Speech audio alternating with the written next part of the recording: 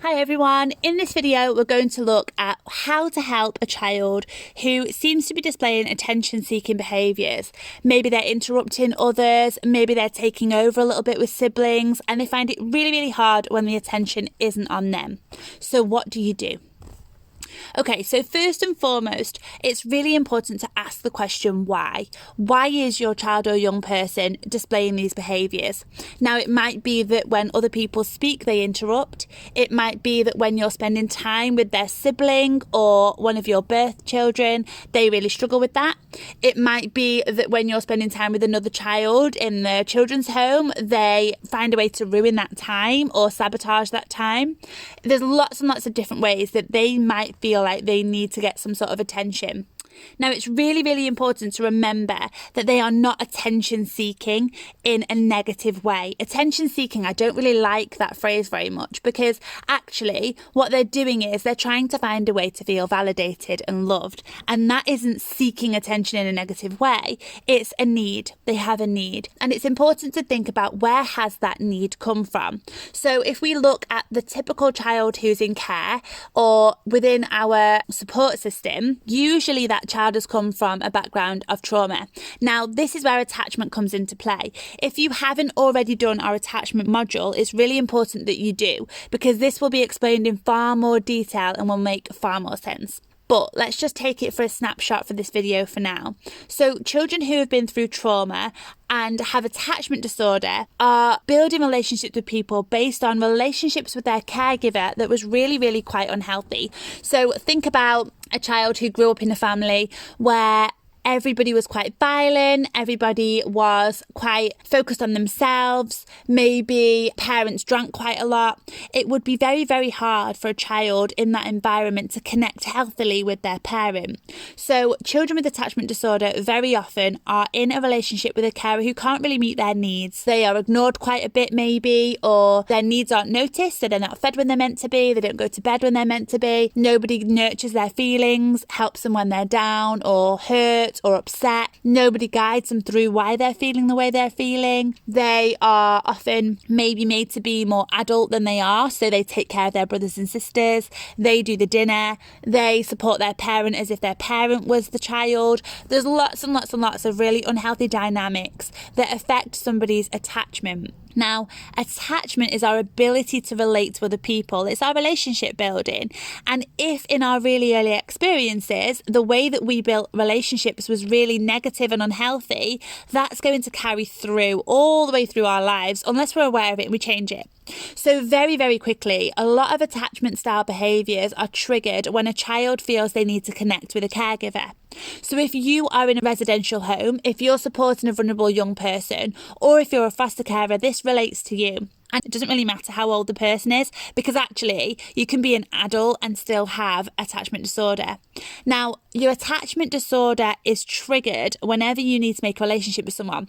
So, for example, if they're trying to make a relationship with you in the home or if they're trying to make a relationship with you in the new family, whatever it might be, that can be really difficult. And they will find a way to connect with you that's based on unhealthy ways of connecting in the past. So when you find a child who every time you're speaking to somebody else they interrupt, actually what's going on for that child is they have had a history of feeling ignored and not noticed. They've got a history of learning really that they need to have big displays of behaviour in order for you to understand who they are and to be engaged with them. So maybe, mum never really noticed when they were on their own for very long. And so that child had to make their parent aware of their presence all of the time. So maybe they hurt themselves quite a lot just to get attention. Or maybe they were constantly in the parent's face, demanding all of the time because that was the only real way the parent would be engaged. And what happens now with you is they're in your care and you can't have a conversation with anybody else because every time you speak to somebody else, that child is butting in or trying to get their word in or gets angry and annoyed that you're not speaking to them. Or maybe you have a child or young person who everything seems quite calm, but then suddenly they've got a massive drama. Suddenly the big thing that they're struggling with and they have a massive outburst and it really was over absolutely nothing, but maybe it was triggered because your attention was elsewhere. And actually what these children are doing is they're trying to find a way to connect with you. But what's really, really sad is the way they are trying to do that isn't working. It isn't healthy. And what it does is it actually pushes people away from them. So I want you to have a think about the person that you are looking after, the reason you've watched this video in the first place. What are they doing? Are they interrupting you a lot?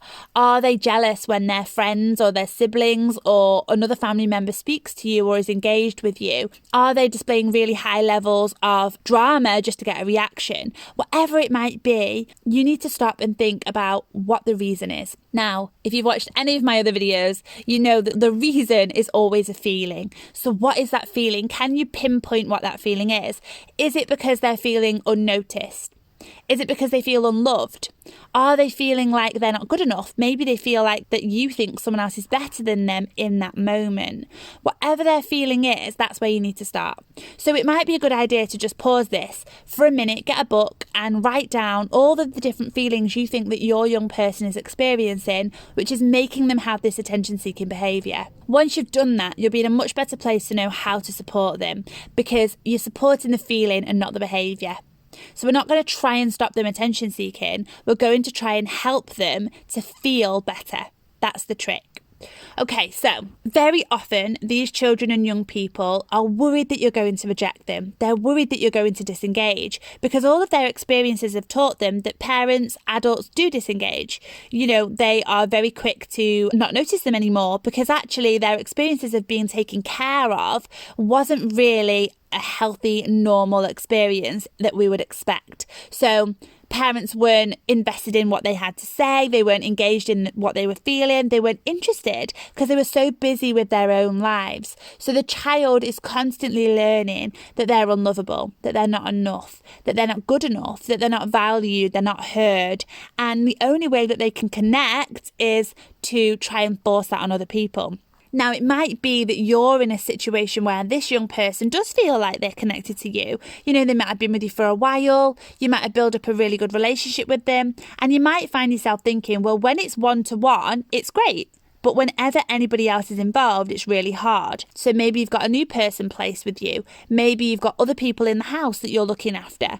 And whenever somebody else demands your attention, they find it really tricky. What's going on there is it's a lot of self-doubt, a lot of internal thought that child or young person is hearing in their own head that is built up from years and years and years. So, for example, they might be thinking, she doesn't love me anymore. She doesn't want to speak to me because I'm not good enough. I've not got enough good things to say. That's why she's asked someone else what they want to do. Or she doesn't play with me like that. Maybe she doesn't think I'm fun enough. Or I wish I could do that with her. Why do we never do that together? Or why does he always find it really, really exciting to do rock climbing with him but not with me? Or there's lots and lots and lots of different things that might be going through that young person's head. Your job is to figure out what they might be. And that's going to help you. So once you've got a handle on why they might be doing that, and I really do encourage you to go and watch the attachment video because it will give you really lots and lots of great insight and also lots of tips and hints about what to do. But once you've done that, it's about how you respond. So you might find your young person or your child interrupting every time you speak to somebody else, asking lots of questions. You might find them being quite silly. You might find them in your face. They might physically be right in your face. They might be quite dramatic about their own lives and their own needs. Or they might be quite needy and quite whiny and quite young in the way that they're being with you. And all of that is a tactic to keep you engaged, to keep you paying attention to them so that they feel like they've got some sort of connection with you. Even if it doesn't feel like a positive one, it's some sort of connection. And actually what that says is that they need some love. They need some affection. They need to feel valued. And when your attention is turned, they suddenly question whether or not they're worthy of that attention or whether or not they're worthy of that love. And that's really, really, really tricky for them. And this is something that's going to be a battle for them throughout their lives. Now, what you can do to help is actually quite powerful, but it starts with making them aware of it. Now, again, it doesn't really matter how old your young person is. You know, it might be that your young person is 5, or it might be that your young person is 10, or even 15 or 16 or older. The trick is to get them to have some self-awareness. Again, and I say this quite a lot, you can't change their experiences and you can't stop their behaviours, but what you can do is help them be aware of it. And hopefully, because they're aware of it, they'll want to stop for themselves and they'll be aware of their impact. The more self-aware we are, the more we're able to take control of what we're doing. And that has a direct impact on how good we feel and our mental health and our well-being, because we feel empowered. We feel like we've suddenly got some sort of control of our life, whereas before we didn't feel like we had control. And that's your job here. So the first thing that you can do is to try and reassure. So yes, you're speaking to another child and this particular child or young person is interrupting, and it's really frustrating and it's really annoying and you just want to go, Jack, stop interrupting. I am trying to have a conversation with your sister. Or you might want to say, Jack, you always interrupt when I speak to other people. I will be with you in 5 minutes. It's not always about you. So you might get quite frustrated, but that isn't reassuring. In fact, what that's doing is that is reaffirming to this child that they are going to be rejected. And that's their deepest fear. Instead, reassure, give them a smile, rub their shoulder. You don't have to pay attention to what they're saying because we still need really secure boundaries here. But you can show them in some way that you are still connected to them. If they're young, have them really close to you, rub their back while you're talking to their sibling. Or if they're a bit older, give them a smile or pass them a drink or anything that just gives them that feeling of connection. Make them a drink while you're talking to somebody else so that there's an underlying subconscious message that, okay, my attention isn't on you fully, but I am still connected to you. I still love you and I'm still here for you. It's just not a focus on you right now. That doesn't mean that I don't care about you. So the first thing is reassure. The second thing, as always, is to reflect. Give that child or young person as much verbal feedback as you possibly can about what's going on for them so that they're not just getting punishment or anger or frustration, they're getting insight. So you might be saying, Sarah, you're really worried that because I'm speaking to your brother that I've forgotten you. And then you might say, I've not forgotten you. I'm going to have 5 minutes talking to your brother and then I'll be back speaking to you in a minute. And then I'll listen to what you've got to say. But you've got to keep those boundaries really tight. So that's a really important factor in this is boundaries and consistency. It's very, very easy to allow that child or young person to suddenly have quite a lot of control over social situations in your unit, whether that's within a care home or within a family dynamic. They will be very good at distracting attention back to them. And actually, the best way you can help them is to put some really clear boundaries in place about how that's not okay. Because otherwise, they're going to do that in all aspects of their life. And that is not great for their social skills. It's not great for them as they develop relationships with people. So find ways to tentatively put those boundaries in place and be quite honest with your reflections, especially if your child or young person's quite old. Just be really, really honest in a caring and empathetic way. So maybe, for example, you've got 2 siblings and one of the siblings is quite demanding and quite controlling and often seeks attention. And the other one's quite placid and quite quiet and has learned actually that their sister is overpowering. And both of these children have got those roles from their history. Your job is to try and unpick that and help them to understand each other and to have empathy for the situation they're in, but tentatively guide them away from it.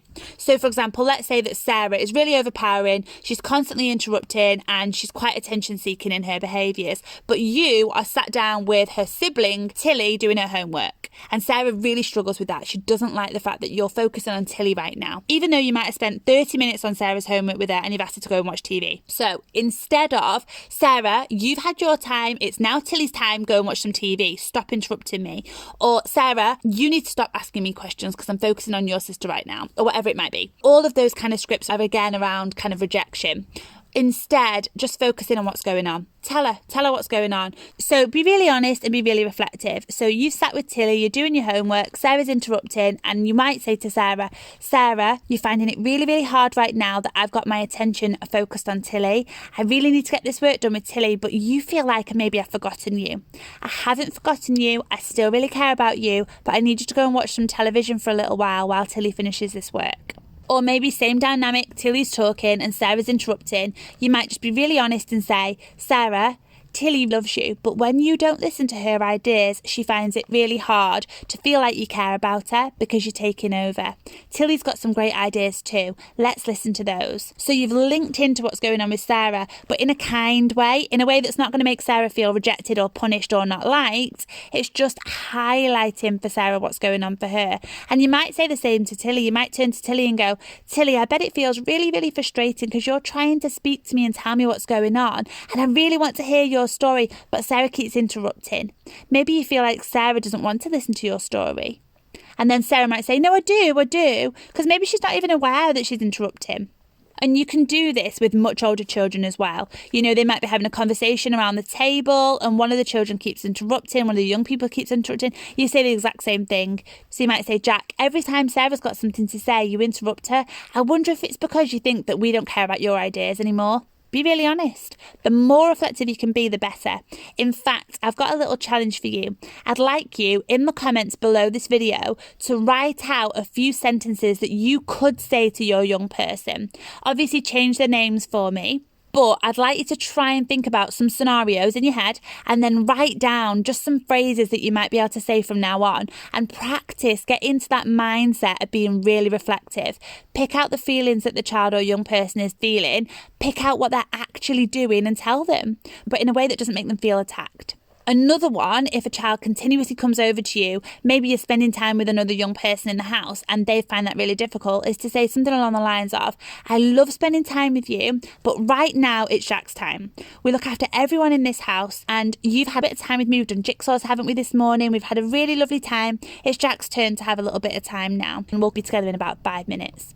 So again, you're just verbalising what's going on, but in a way that helps them still feel connected. Okay, I really hope this video has helped. Like I say, I would really recommend you go and watch the attachment module so that can help you to just get a much deeper understanding of this and really unpick what's going on for these children and young people. But hopefully this has given you a few quick takeaways. Thank you so much for listening, and don't forget to write some comments in the comment boxes about what you could say to your young people. All right, bye for now.